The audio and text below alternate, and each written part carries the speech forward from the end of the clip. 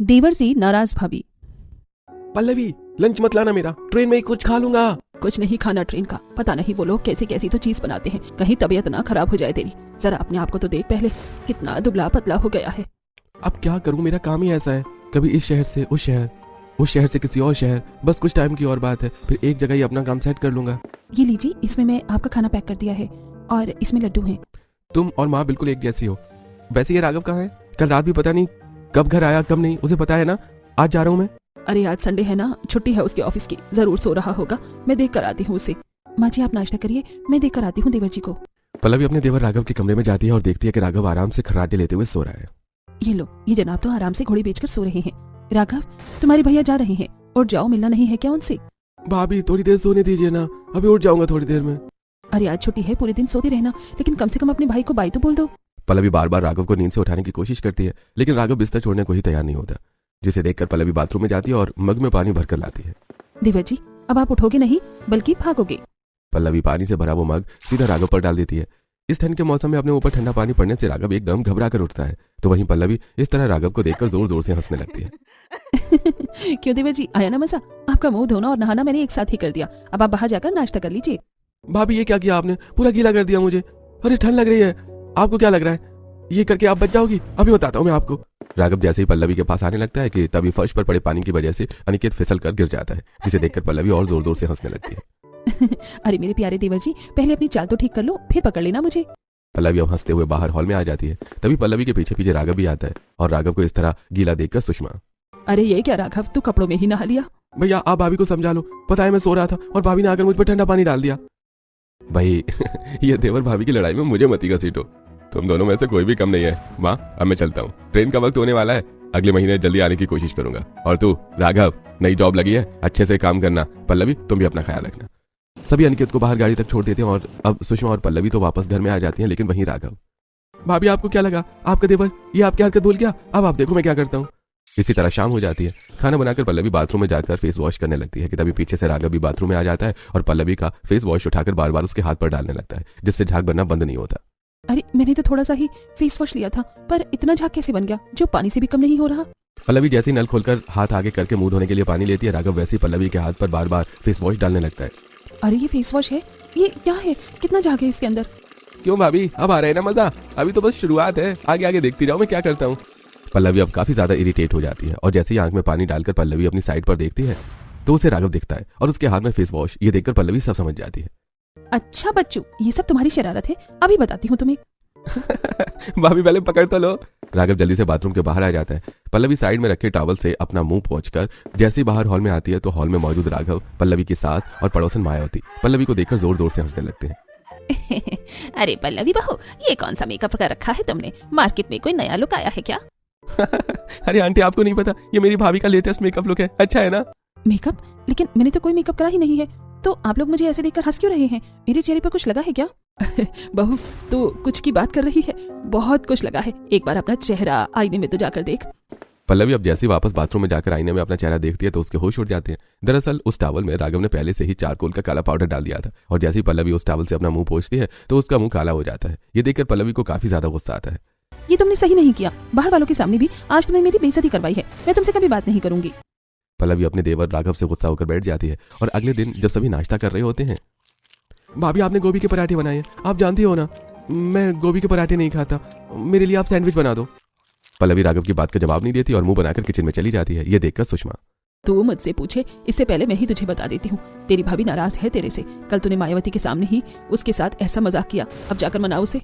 Raghav office चला जाता है और शाम को गुलाब का फूल लिए अपनी भाभी के कमरे में आता है। भाभी आप कब तक नाराज रहोगे? आप तो जानती हो ना कि जब आप मुझसे नाराज हो जाती हो तो मेरा दिल नहीं लगता। पता है आज मैं पूरे दिन ऑफिस में ठीक से काम नहीं कर पाया। अच्छा आप मान भी जाओ ना, ये देखो मैं आपका फेवरेट फूल लेकर आया हूँ। राघव पल्लवी के पीछे फूल लेकर घूमता रहता है, लेकिन पल्लवी राघव की किसी भी बात का जवाब नहीं देती, जिसे देखकर अब राघव पल्लवी के पैरों के पास जमीन पर लेट जाता है। ये आप क्या कर रही हो, उठो। भाभी आप जब तक मुझे माफ नहीं कर देती मैं ऐसे ही आपके पैरों में लेटा रहूंगा, मुझे माफ कर दीजिए ना। ठीक है बाबा, किया, अब उठो तो। आखिरकार पल्लवी मान जाती है। पल्लवी और राघव का ये देवर भाभी का रिश्ता काफी ज्यादा नोक झोंक और प्यार से भरा था। इसी तरह वक्त गुजरता है और आज पूरा परिवार राघव के लिए लड़की देखने जाता है। बहन जी, मैं तो शुरू से ही अपनी बेटी के लिए एक छोटा सा परिवार चाहती थी। वो क्या है ना, हमारा खुद छोटा सा परिवार रहा है, तो इसे इतने बड़े परिवार में रहने की आदत सी नहीं है। हमारा भी छोटा सा ही परिवार रहा है। इनके पिताजी 1 साल पहले ही गुजर गए और मेरा बड़ा बेटा भी अक्सर काम के सिलसिले में बाहर ही रहता है। बस मैं और मेरी बड़ी बहू, छोटा बेटा घर पर ही रहते हैं और अब छोटी बहू भी आ जाएगी तो दिल लग जाएगा। थोड़ी देर में ममता अपनी बेटी आशा को लेकर आती है और अब सभी आशा से बात करने लगते हैं। तो वो अभी भी दोनों देवर भाभी की छोटी मोटी नोकझोंक चालू थी। कभी पल्लवी अपने देवर को हल्की सी लात मारती तो कभी राघव अपनी भाभी के बाल खींचता। ये सब आशा बड़े ध्यान से नोटिस कर रही थी और आशा अपनी माँ के साथ कमरे में आती है। मुझे ये शादी नहीं करनी। आपने उन दोनों को देखा था कैसे एक दूसरे से चिपक कर बैठे थे। मुझे तो लगता है उन दोनों देवर भाभी का कोई चक्कर चल रहा है।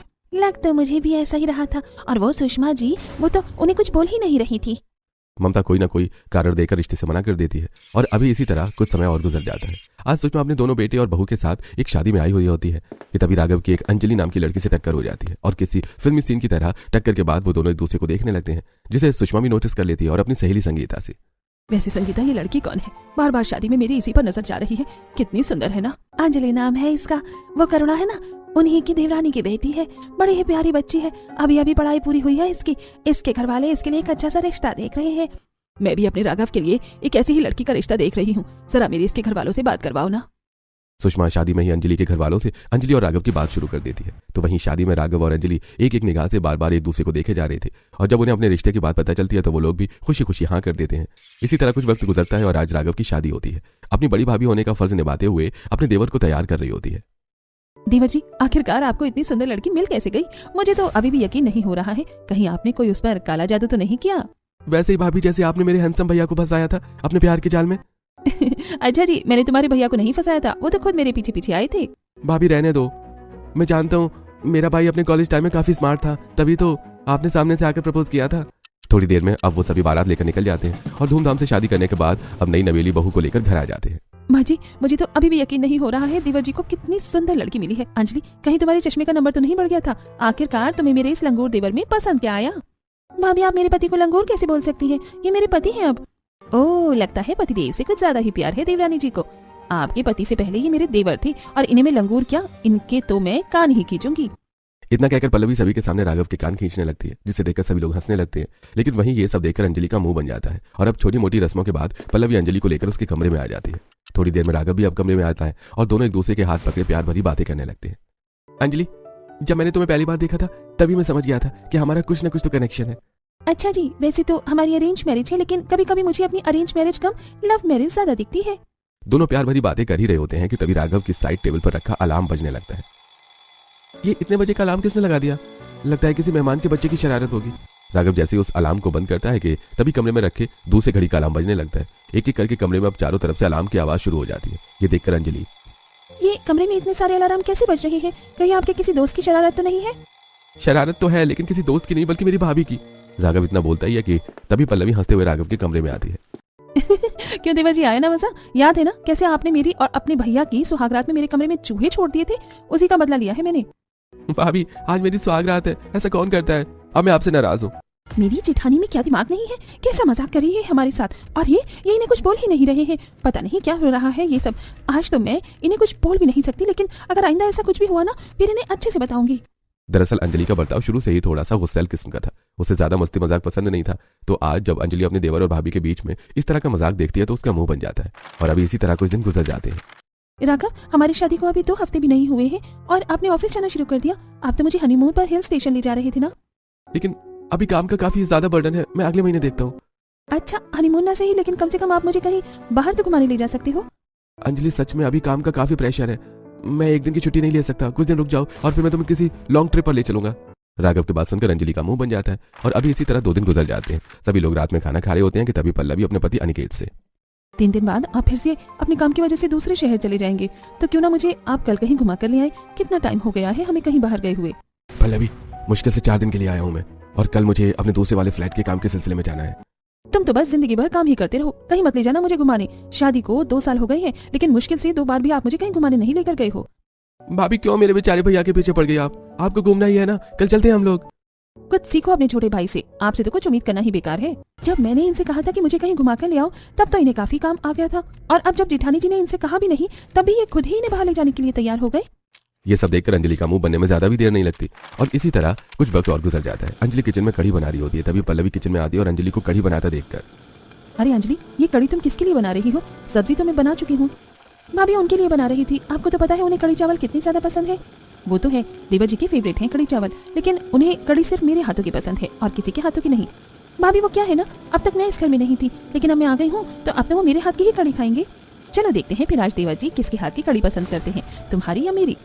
पल्लवी भी अब अंजलि के साथ साथ कढ़ी बनाने लगती है। थोड़ी देर में राघव ऑफिस से आ जाता है और अब दोनों देवरानी जेठानी अपनी अपनी कढ़ी राघव को परोसती है। आपको किसकी कढ़ी अच्छी लगी? मेरी बनाई हुई ना? हाँ, तुम्हारे हाथ की कढ़ी मुझे सबसे ज्यादा अच्छी लगी। आज तो मैं 2-3 कटोरी कढ़ी ऐसे ही पी जाऊंगा। मैंने तो पहले ही कहा था कि मेरे पति को मेरे हाथ की कढ़ी ज्यादा पसंद आएगी, ना कि अपने भाभी के हाथ की। कैसे मुंह बन गया इनका? राघव की बात सुनकर पल्लवी का मुंह बन जाता है और वो कमरे में जाकर बैठ जाती है। तभी थोड़ी देर में राघव चॉकलेट लिए अपनी भाभी के कमरे में आता है और एक बार फिर राघव अपनी नाराज भाभी को मनाने लगता है। नहीं नहीं, आप देवरानी जी की कढ़ी की तारीफ करिए। भूल गए वो दिन जब आधी रात में आपको कढ़ी खाने का मन होता था तो कैसे मैं उठकर बनाती थी।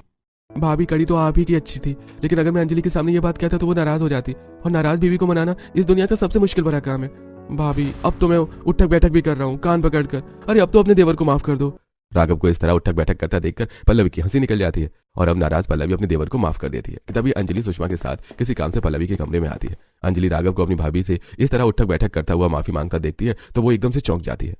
ये सब क्या हो रहा है? अभी तो ये कुछ भी नहीं है, ये तो रोज का ही है इन दोनों का। इन दोनों की तो रोज की इसी तरह नोकझोंक होती रहती है और आए दिन दोनों एक दूसरे से माफी मांगते रहते हैं। सुषमा के लिए ये सब हंसी मजाक ही था, लेकिन अंजलि के लिए अब ये सब काफी ज्यादा हो रहा था। जैसे राघव अपनी भाभी से माफी मांग कर कमरे में आता है तो अंजलि उसे एकदम से सुनाने लग जाती है। क्या जरूरत थी इतनी जल्दी आने की? अपनी भाभी के पास ही रहते ना, मुझे तो कभी इस तरह माफी नहीं मांगी। तो तुमने देख लिया था। अरे यार, अब तुम ही बताओ मैं क्या करता, भाभी को इस तरह नाराज थोड़ी ना रहने देता। बीवी नाराज हो या ना हो उससे फर्क नहीं पड़ता तुम्हें, लेकिन भाभी नाराज नहीं होनी चाहिए। राघव अंजलि को काफी समझाने की कोशिश करता है, लेकिन अंजलि राघव से काफी ज्यादा गुस्सा होती है और अभी इसी तरह कुछ दिन गुजर जाते हैं। अरे भाभी, आप आज तो बर्तन धोने की बारी मेरी थी ना, तो तुम बर्तन धो लो, मैं जब तक शाम के लिए सब्जी काट लेती हूँ। पल्लवी सब्जी काटते काटते एकदम से राघव को आवाज देकर किचन में बुलाती है। राघव, ऊपर वाली शेल्फ से जरा मुझे वो डिब्बा निकाल कर दे दोगे? मेरा हाथ नहीं पहुंच रहा। दे तो दूंगा भाभी, लेकिन इसमें कोई आपकी शरारत तो नहीं है ना? अरे बाबा, इसमें भला मेरी क्या शरारत हो सकती है? तुम जल्दी से डिब्बा दो। पल्लवी के कहने पर राघव जैसे ही शेल्फ खोलता है तो एकदम से उस पर ढेर सारा आटा गिर जाता है। क्यों बेटा, आया ना मजा? उस दिन तुमने भी मेरे साथ ऐसे ही किया था। भाभी अभी तो मैं नहाकर आया था, अब दोबारा नहाना पड़ेगा मुझे। ये सब देखकर अंजलि को काफी ज्यादा गुस्सा आता है और वो गुस्से से, हर वक्त हंसी मजाक अच्छा नहीं लगता। मैंने थोड़ी देर पहले किचन साफ किया था और अब आप दोनों ने इसे पूरा गंदा कर दिया। अरे अंजलि, तो क्या हुआ? आटा ही तो गिरा है, दोबारा साफ हो जाएगा। अगर हो जाएगा ना तो फिर आप दोनों ही करिए, मैं नहीं करने वाली। इतना कहकर अंजलि गुस्से से अपने कमरे में चली जाती है। तो वहीं अंजलि का ऐसा बर्ताव पल्लवी को काफी अजीब लगता है। इसी तरह समय गुजरता रहता है और आज अंजलि की थोड़ी तबीयत खराब होती है। राघव, आज मेरे सर में काफी दर्द हो रहा है, मुझे डॉक्टर के पास ले चलो ना। सिर दर्द के लिए कौन डॉक्टर के पास जाता है? टैबलेट रखी है, वो मैं तुम्हें दे देता हूँ, खाकर आराम कर लेना, शाम तक सिर दर्द खत्म हो जाएगा। दवाई खाकर अंजलि सो जाती है और अभी इसी तरह शाम हो जाती है। राघव हॉल में बैठा होता है कि तभी पल्लवी बाहर से लंगड़ाते हुए हॉल में आती है, जिसे देखकर राघव, अरे भाभी क्या हुआ आपको, ऐसे क्यों चल रही हो? तुम्हें तो पता है कि ठंड में बार बार मेरे पैर का दर्द उठ जाता है। अरे तो भाभी आप भी तो बार बार पेन किलर खा लेती हो, आप मेरे साथ कल डॉक्टर के पास चलना, मैं आपका एक्सरे करवा दूंगा। राघव की बातें अंजलि सुन लेती है, जिसे सुनकर अंजलि को राघव पर काफी गुस्सा आता है। खुद की पत्नी की तबीयत खराब है तो इन्हें 10 रुपए की टैबलेट खिलानी है और उधर भाभी के पैर में जरा सा दर्द क्या हुआ, ये तो एक्सरे ही करवाने के लिए चले। कहीं इन दोनों का कोई चक्कर तो नहीं चल रहा है?